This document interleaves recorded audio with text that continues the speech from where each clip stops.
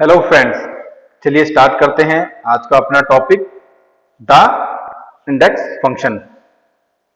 चलिए इसकी डेफिनेशन देखते हैं क्या है। तो फ्रेंड्स जो इसकी डेफिनेशन है ये बोलती है कि जो हमारा इंडेक्स फंक्शन होता है वो हमको वैल्यू रिटर्न करता है या फिर किसी रेफरेंस की वैल्यू रिटर्न करता है जो किसी टेबल या रेंज में होती है। ठीक है, ये हम दो तरह से हो सकती है, दो तरीके से हो सकती है हमारे इंडेक्स फंक्शन।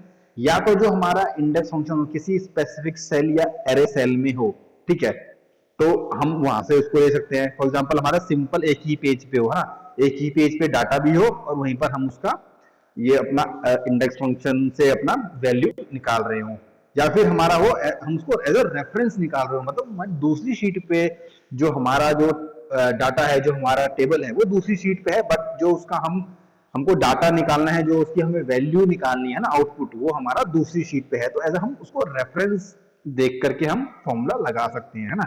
ये एरे की जगह यहाँ पर सिंपल रेफरेंस हो जाता है, ठीक है, बस। और हमको फिर वो एज ए रेफरेंस उसको रो नंबर भी सिलेक्ट करना होता है, एज ए रेफरेंस उसका हमें कॉलम नंबरिंग भी सिलेक्ट करना होता है। तो फ्रेंड्स के सिंटेक्स से आप समझ ही गए होंगे कि इंडेक्स फॉर्मूले में हमको एक एरे यानी हमको एक टेबल या रेंज की रिक्वायरमेंट होती है, और हमको रो नंबर पता होना चाहिए कि हम उसमें से कौन सा डाटा दिखाना चाहते हैं और उसका कॉलम नंबर। जैसे ही हम ये उसमें डाटा डालते हैं अपना फॉर्मूले में, हमको वो हमारा रिक्वायर्ड आंसर जो है रिटर्न कर देता है। ठीक है फ्रेंड्स, तो ये उसकी कुछ डेफिनेशन है, आप उसका स्क्रीनशॉट ले सकते हैं। चलिए कुछ एग्जांपल करके देख लेते हैं इसके।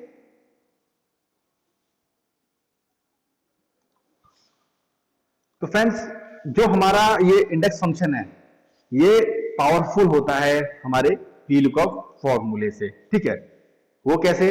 क्योंकि जो हमारा VLOOKUP जो फॉर्मूला होता है ना, वो सिर्फ हमें जैसे वर्टिकल वैल्यू तो दिखाता ही है, लेकिन वो सिर्फ राइट साइड की ही वर्टिकल वैल्यू दिखाता है, वो लेफ्ट साइड की हमको नहीं दिखाता ना। वो डाटा सिर्फ दिखाएगा तो राइट साइड का, लेफ्ट साइड में वो काम नहीं करता, क्योंकि हम जितना भी वो सिलेक्ट करेंगे ना, तो जो सिलेक्टेड हमारा वो एरिया होता है उसमें क्या करेगा, वो सिर्फ उसको एज अ कॉलम नंबर 1 मान लेता है उसको, और उसके आगे की वैल्यू दिखाता है, पीछे की उसमें कोई मतलब नहीं, वो वहां पर फेल हो जाता है।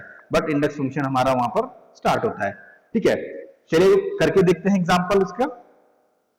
तो जैसे मैं चाहता हूं कि मैं बुक का डाटा निकालना चाहता हूं, तो मैं यहाँ सिंपल अपना बुक टाइप कर देता हूं एंड मुझे उसकी क्वांटिटी निकालनी है। तो यहाँ लगाएंगे इंडेक्स फंक्शन इजिकल टू से फॉर्मूला स्टार्ट करेंगे, इंडेक्स टाइप करेंगे एंड फॉर्मूला स्टार्ट करेंगे फ्रेंसिस से। एंड अब हमसे क्या पूछा है, एरे। एरे जैसे मैंने बताया हमारा वही कोई टेबल और रेंज हो गया, हमने पूरा सेलेक्ट कर लिया यहाँ से यहाँ तक रेंज। ठीक है, आर्गुमेंट क्लोज करेंगे कॉमा डाल के। अब हमें क्या पूछ रहा है, ये पूछ रहा है रो नंबर। रो नंबर क्या है हमारा बुक का, तो हमने पूरा डाटा सिलेक्ट किया यहाँ से, तो ये 1 2 3 4 5 6 7, तो 7 हमारा ये रो नंबर है, 7 टाइप करेंगे, आर्गुमेंट क्लोज करेंगे। अब हमसे पूछ रहा है कॉलम नंबर, तो हमारा जो क्वांटिटी का कॉलम नंबर क्या है, 1 2 3, ये रहा हमारा क्वांटिटी का कॉलम नंबर, या 3 टाइप करेंगे, अपना फ्रेंसिस क्लोज करेंगे एंड एंटर। इसने ये हमको वैल्यू रिटर्न कर दिया 45। ठीक है फ्रेंड्स, देखिए कितना सिंपल है। एंड चलिए देखते हैं अब ये प्रोडक्ट आईडी कैसे निकालेगा। ठीक है फ्रेंड्स, तो यही हमारा इंडेक्स फंक्शन का काम स्टार्ट होता है। अगर हमारा ये VLOOKUP होता तो ये वैल्यू नहीं निकाल पाता, क्योंकि वो अपने बैक साइड में जाता ही नहीं, क्योंकि हमें ये प्रोडक्ट नेम निकालना है। ठीक है, ये हमको सेल 1 ले लेता वो वहां पे अपना। ठीक है, कॉलम 1 उसने ले लिया और उसकी आगे की वैल्यू दिखाता, बैक साइड की दिखाता ही नहीं। तो चलिए इसको भी हम करके देखते हैं, अपने बुक की प्रोडक्ट आईडी कैसे हम फाइंड करते हैं। इजिकल टू स्टार्ट करेंगे, इंडेक्स फॉर्मूला लगाएंगे एंड एरे। एरे के लिए पूरा का पूरा हम डाटा अपना सिलेक्ट कर लेते हैं, इसको सेपरेट करेंगे आर्गुमेंट को कॉमा के जरिए। एंड अब हमसे पूछ रहा है रो नंबर, तो हमारा रो नंबर क्या है, रो नंबर 7 है, हमने अभी निकाला था।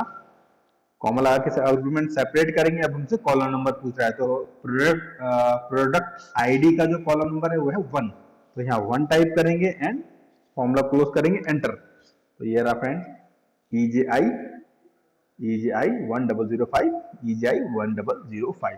तो फ्रेंड्स इस तरीके से हमारा ये काम करता है इंडेक्स फंक्शन। उम्मीद है आप समझ गए होंगे। अगर कोई भी आपको डाउट होता है तो आप कमेंट सेक्शन में जाके हमसे पूछ सकते हैं। चलिए अपन बढ़ते हैं अपने नए फंक्शन की तरफ। Thank you.